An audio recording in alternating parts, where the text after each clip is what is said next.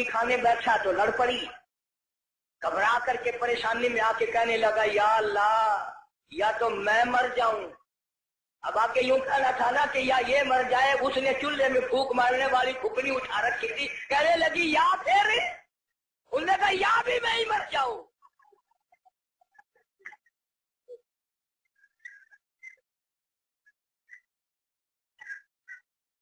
अक्सर और बेशर घरों का यही हाल है। बेचारे यूं ही अपनी जिंदगी घिसट घिसट कर पूरी कर लेते हैं, जिंदगी का मजा नहीं आता। जिंदगी एक गाड़ी है, लुत्फ जब ही आएगा दोनों पहिए बराबर चले, एक पहिए पे वजन पड़ा और वो पड़ा करके टूटे।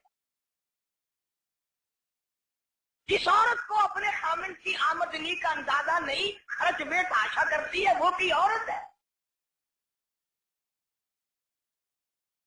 और इन बेचारी बहनों का भी निरा कसूर नहीं। तुम भी तो इसी तलब में हर वक्त रहते हो कि मुंह पे आटा मली हुई नजर आए, बस हर वक्त घर में रोटी हो ना हो मुंह पे आटा जरूर मल ले।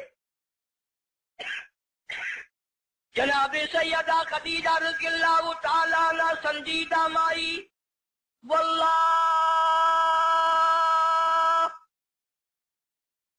ला युक्दी का अबदा, मेरा परवरदिगार आपको बिल्कुल कभी भी जाया नहीं करेगा। क्यों? इसलिए आप मेहमान नवाजी फरमाते हैं, मेहमान नवाजी करते हैं, आप यतीमों के सर पे हाथ रखते हैं, बेवाओं के सौदे खरीद कर लाते हैं, गरीबों की गरीब परवरी करते हैं। अल्लाह पाक आपको कभी जाया नहीं करेगा।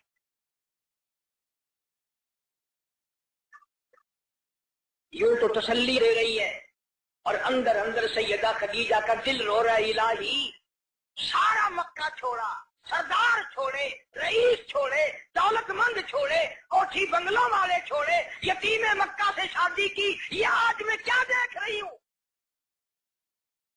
चेहरा उतर गया, रंग तब्दील हो गई, पीला रंग पड़ गया।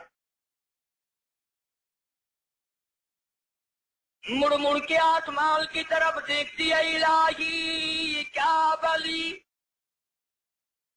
क्या होगा, ये क्या माजरा है।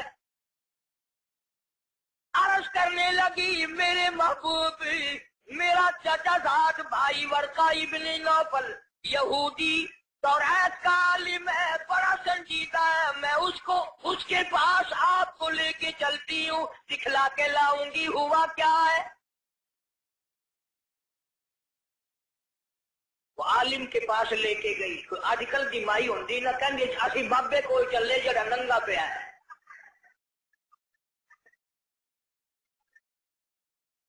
हमारे मुल्क में नंगों को ज्यादा माना जाता है।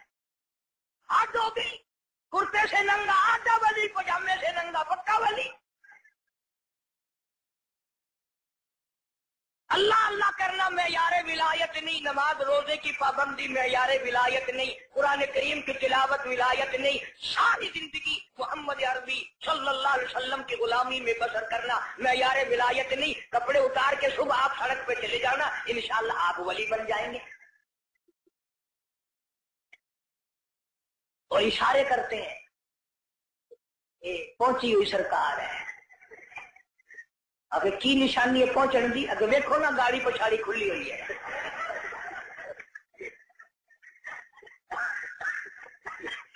किसने बताई ये बात? जनाबे सैयदा खदीजा रज़ियल्लाहु ताला अन्हा इमामुल अंबिया को साथ लेके चली। अपने दिल में बड़ी परेशान है, रो रही है, ये क्या बनी। चेहरे की तरफ देखती है, दिल मुरझा जाता है। वर्का इब्ने नौफल के पास लेके गई, कहने लगी, भाईजान आप आलिम है, तौरात के आलिम है, तौरात के हाफिज है, जरा इन्हें देखो तो सही, इन्हें क्या हुआ, इनसे पूछो तो सही, ये क्या किस्सा है।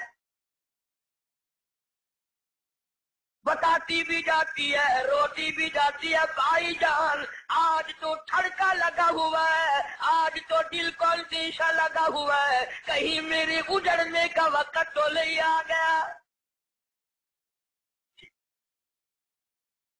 वर्का इब्ने नौफल ने حضور کریم سب کہہ دو صلی اللہ علیہ وسلم سے سارا ماجرا پوچھا، قصہ پوچھا۔ ورقہ ابن نوفل برجستہ کہنے لگا خدیجہ لاکھ مبارک، کروڑوں مبارک ہو، تو کی مکے کے سردار کی بیوی نہیں، کسی تاجر کی بیوی نہیں، کسی رئیس کی گھر والی نہیں، مبارک ہو، تو امام الانبیاء کی گھر والی ہے، تو شہنشاہ کائنات کی گھر والی ہے۔ یہ قرآن کریم کا نزول شروع ہو گیا، یہ آخر الزماں پیغمبر ہے، آخر الزماں پیغمبر کی تو گھر والی ہے، تو بڑی بختوں والی، تو بڑی نصیبوں والی، تو بڑی مقدروں والی ہے۔ سیدہ خدیجہ ہنسنے لگی، ورقہ ابن نوفل رونے لگا۔ حضرت خدیجہ رضی اللہ تعالی عنہا نے جب دیکھا کہ ورقہ ابن نوفل رو رہا ہے، پوچھا بھائی جان آپ کیوں روئے، آپ کو کیا پریشانی آئی؟ ورقہ ابن نوفل کہنے لگا میری عمر بہت زیادہ ہو گئی، قبر بالکل قریب ہے، موت بالکل قریب ہے، عمر وفا نہ کرے گی، میں اس لیے رو رہا ہوں۔ کاش میں ان کی اس وقت مدد کرتا، اس وقت میں ان کا تعامل کرتا، میں ان کے ساتھ ہو کر سارا کام کرتا، اس وقت میں بھی ان کے ساتھ ہوتا جب مکے والے اپنے پر آئے مل کر ان کو پتھر ماریں گے۔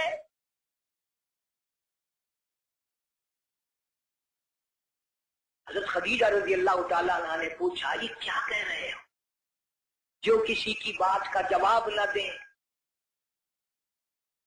جو کسی کا گلہ نہ کرے، شکوہ نہ کرے، نقصان نہ کرے، آبرو ریزی نہ کرے، ان کو لوگ پتھر کیوں ماریں گے؟ ورقہ ابن نوفل کہنے لگا خدیجہ یہ جو قرآن اترا ہے اللہ کی توحید اس میں آئے گی، یہ خدا کا پیغام پہنچائے گا، اور جس نے بھی پہنچایا اسی کو پتھر پڑے۔ سیدنا نوح علیہ السلام کی ذات اقدس ہے، فرمایا قال رب انی دعوت قومی لیلا ونہارا فلم یزدہم دعائی الا فرارا۔ او میرے پروردگار میں نے اس قوم کو رات کو بلایا، دن کو بلایا، صبح شام بلایا۔ علماء نے لکھا ہے سیدنا نوح علیہ السلام بازار میں صبح جا کر کھڑے ہو جاتے، اللہ کی توحید کا پیغام پہنچاتے، لوگ اتنے پتھر مارتے، اتنے مارتے تھے، سر سے لے کر پیروں تک پتھروں میں اللہ کا نبی چھپ جاتا۔ آفری کہنے والا کوئی نہیں، مرحبا کہنے والا کوئی نہیں، نعرے لگانے والا کوئی نہیں، ساتھ دینے والا کوئی نہیں، اور پھر یہ منظر ایک دن کا نہیں، 950 سال گزر گئے۔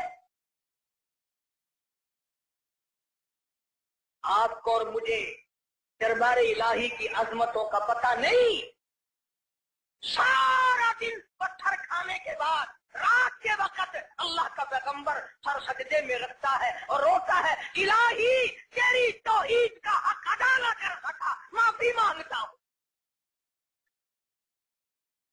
سارا بدن زخمی، لہولہال، سردی گرمی، قومیں بدل گئی، لوگ بدل گئے، مر گئے، پھر پیدا ہو گئے، مگر اللہ کے نبی کی مار نہ ہٹی۔